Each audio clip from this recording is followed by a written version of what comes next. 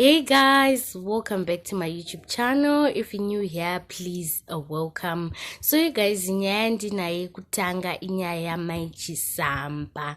Tinoti makorokoto kuna Mai Chisamba because Mai Chisamba has been gifted with a brand new car by Sewick Nochifayo. And I'm like, wow, marariko guys, because Mai Chisamba atitozi kuti vane makore mangani vachishanda, because since we grew up, Mai Chisamba has been entertaining us on televisions, vachibata nyaya dziri critical, nyaya dzinoitika mukugara, vachiedza nepavanogona napo kuti vagadzirise. Saka I feel like it's a well-deserved gift. Mai Chisamba, tinoti makorokoto chinhu chakanaka kana mumwe akaitirwa chinhu chakanaka for their hard work.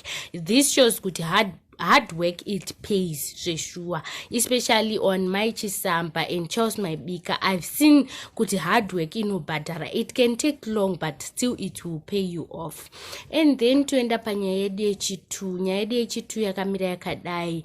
Mambo Dutere is saying he had an encounter with Jesus Christ, and a lot of people are commenting vachitaura zvinhu zviri negative about that issue, but inini hangu I have a different perspective as a Christian.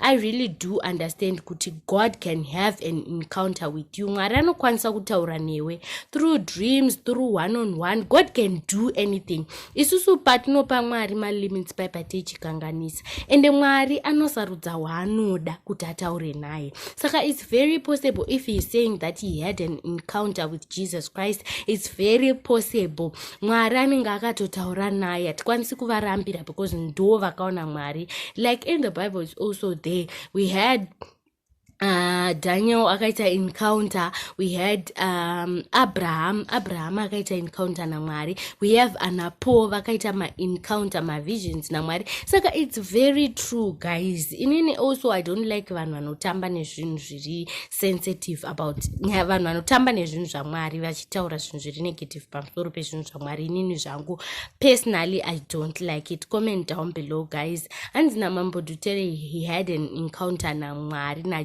Jesu, so he saw a bright light, kuona nyeredzi, kuona chiedza chakapenya zvakanyanya, and then they had an encounter. Saka atimbomurambiri because iye ndiye akaona zvaakaona. And then toenda panyaya yedu yekupedzesera. Nyaya yedu yekupedzesera tina sister vedu, Sister Maloti. You all know Maloti is Windsor's former girlfriend. So vanava, they dated for a very long time, but then the relationship became toxic. A lot of stuff happened along the way. So now Windsor has a new girlfriend, and Maloti ani mkomno wake wanaye for now. Wakatoposta achitaura zvinhu zvakawanda.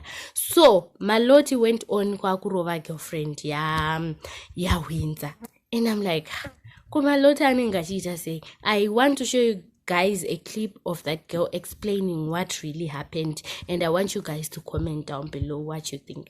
Makaona mavideo akapostwa nezim celebs pa Facebook pachichi achitaura kuti ndarowa na mimi and like that. Nyaya itori chokwadi. Ndinenge ndategwa nevanhu vanenge vawande izvozvi, so mimi akaita video achitaura kuti nini ndiri kuma accuse zvekunyepa. Ofichi nini vakasvika vanhu tiri mumba chida kutotsvaira. Ofichi usiyo teda kuti ndakadoma na Windsor anga nesho zvizarati totsvaira mumba. Vanhu vakangosvika zvazvo takavhura doti totsvaira. Colorful yakatanga kurowa, ina ndakamira pambeda ndikadzisa mosquito net. Akutorowa bebe ndatoburuka. Ndichitoburuka obva atonzi newe futi wehoreyo kutokuda.